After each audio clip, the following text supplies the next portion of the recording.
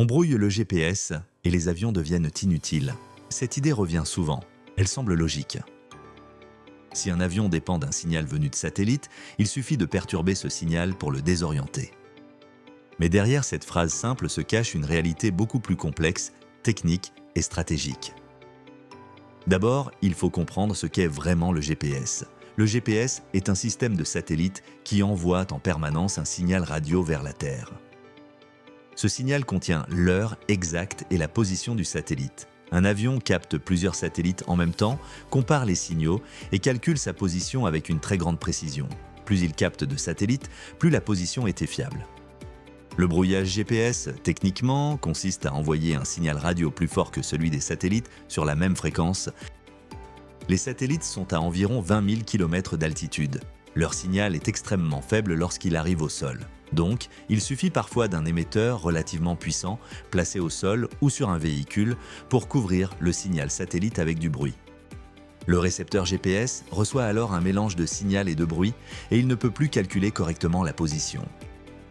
Il existe deux grandes techniques. Le brouillage simple, qui noie le signal dans du bruit, et l'usurpation, appelée spoofing, qui envoie un faux signal GPS pour faire croire à l'avion qu'il se trouve ailleurs. Le brouillage empêche de voir. Le spoofing trompe. Maintenant, parlons des grandes puissances. Les États-Unis utilisent le système GPS. La Russie utilise GLONASS. L'Europe possède Galileo. La Chine utilise Beidou. Chaque système repose sur ses propres satellites et ses propres fréquences. Cela signifie qu'un avion militaire peut être conçu pour utiliser plusieurs constellations à la fois. Donc, brouiller uniquement le GPS américain ne suffit pas forcément si l'appareil peut aussi capter d'autres systèmes.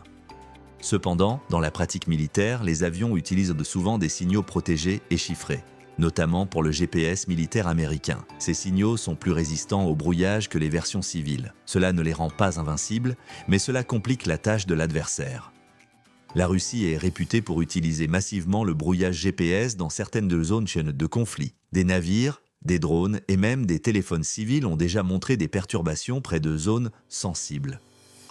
Les États-Unis disposent eux aussi de capacités de guerre électronique avancées, capables de brouiller ou perturber les signaux adverses. La différence ne réside pas seulement dans la puissance, mais dans la manière dont ces capacités sont intégrées dans une stratégie globale.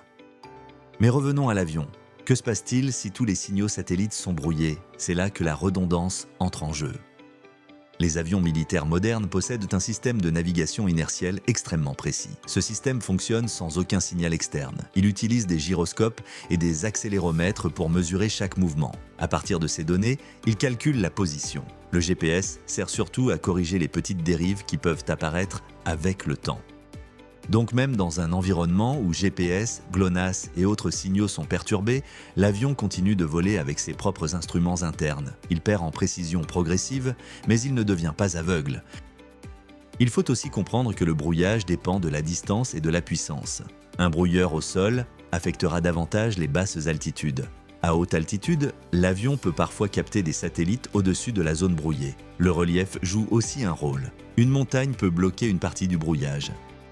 Autre point essentiel, brouiller massivement peut perturber ses propres systèmes. Beaucoup d'armées utilisent le GPS pour synchroniser les communications, les drones, les systèmes logistiques. Une utilisation incontrôlée peut créer du chaos des deux côtés.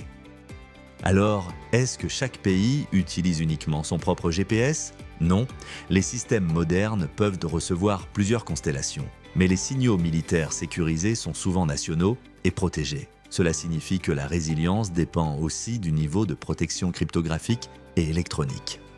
La vraie question n'est donc pas « peut-on brouiller le GPS ?» La réponse est oui.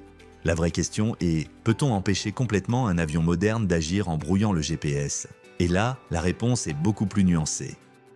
Le brouillage réduit la précision, il complique la navigation fine. Il peut perturber certaines armes, guidées exclusivement par satellite, mais il ne neutralise pas un avion conçu pour opérer en environnement contesté. Les plateformes modernes lui sont pensées pour survivre à la perte de signaux externes.